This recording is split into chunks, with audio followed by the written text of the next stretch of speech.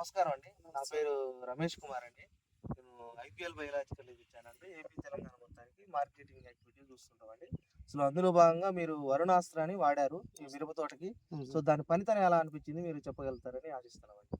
బాగుంది సార్. ఇప్పటికేమి మన వారంకి ఇప్పటికి తేడా క్లారిటీ అంటే చాలా క్లారిటీ వచ్చింది. ఇంతవరకు ఎప్పుడు రాలేదు. ఎన్ని మందులు వేసినాను ఇది ఎంత 2.5 ఎకరాలకి 10-12 సంచులు కానీ వేస్తుంటే అటు గ్రానజోల్స్ అవి ఏం వేసినా రాలేదు, పిలకలు రాలేదు. బాగా మొద్దు బారిపోయింది చేను. యాక్చువల్ నమ్ముతారో లేదో మొద్దు బారిపోయింది చేను.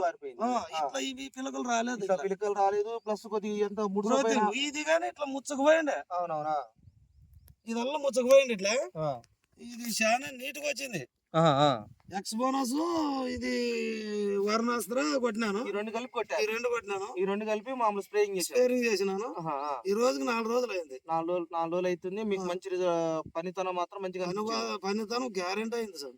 100% అయింది. ఓకే, అంటే గతంతో పోల్చిందా అని మీరు అన్ని కెమికల్ మందుతో అన్ని కొట్టి చాలా అట్లా వైరస్ వచ్చిండే. అవునా, కొట్టిన తర్వాత పగిలింది నా లెక్కల. అవునా, అంటే ఇప్పుడు వేరే పొలంలో కూడా వాడారన్నారు. సేమ్ ఇదే సిచ్యువేషన్ వచ్చిందా? ఇదే సిచ్యువేషన్ సార్.